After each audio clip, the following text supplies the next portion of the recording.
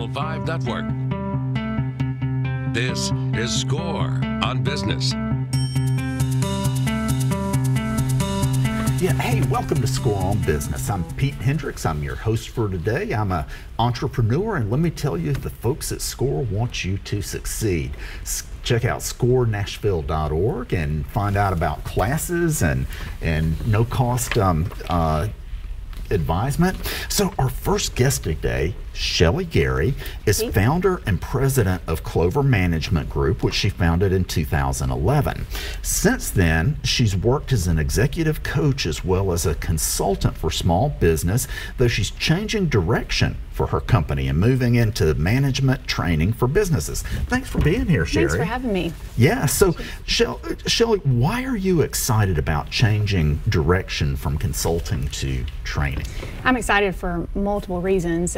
You know, for the past 7 years, I've run Clover Management Group, and we work with small business owners primarily in strategic planning and project management. What I've found is once we get in on these projects to actually grow the business, we have to really find out why we're there, and more times than not we end up in management issues that really come from poor training, or they don't really have the skill set to be in that position. So we have to stop and put the forward thinking on hold while we actually tackle those issues. And that's not why we've been brought in, but that's where we end up. About a year ago, a gentleman named Jim Cumby, who's a good friend. Oh, I know Jim. Yeah, great guy. He's a mentor of mine.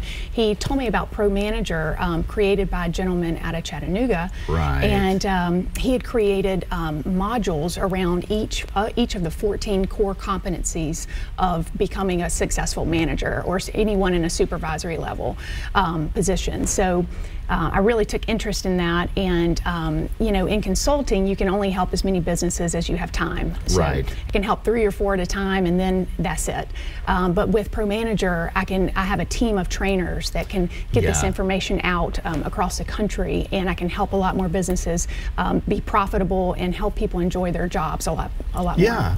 So kind of a summary is that when working with businesses, what you saw is where the real need was for leadership training, which makes sense to me. A lot of times the person who was the best at the job gets promoted to being boss, but it's different skill sets. It's completely different skill sets. And as we all know, people don't typically leave bad companies, they leave bad managers. Right. So it's really a great foundation for teaching the blocking and tackling of management. Yeah, and driving engagement. Even if they don't, even if people aren't leaving for the manager, people who stay are less productive under the manager when they make them mad all the time. Exactly. Yeah.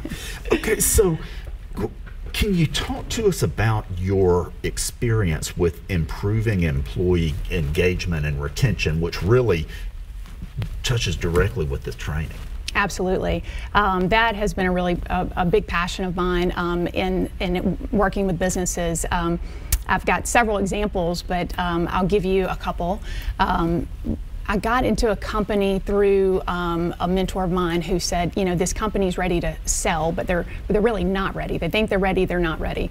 So my partner and I went in and to kind of discover why were their revenues dipping, what was wrong with their culture, and what we found were the employees were in silos. So one employee, was really good at doing this one individual job, but no one else in the company knew what was going on in that position. And so the first thing that we did was we broke down the silos. We built 3 teams in the company where people were cross-trained. They didn't have to feel threatened that their job was being taken away from them, but if they were out one day, the whole company didn't stop running.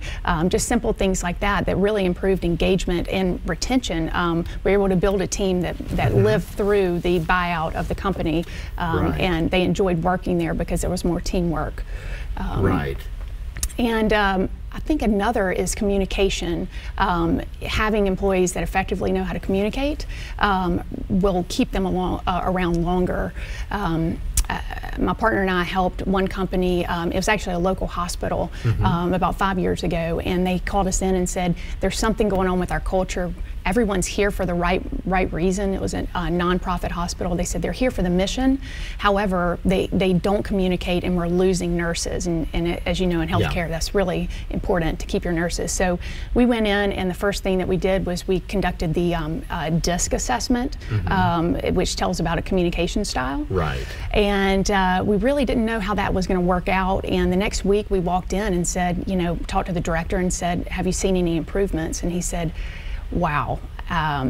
Without even being asked, all of the nurses put their their communication style on their name badge, and so when they're talking to someone, they know who they're dealing with as far as what their communication style is.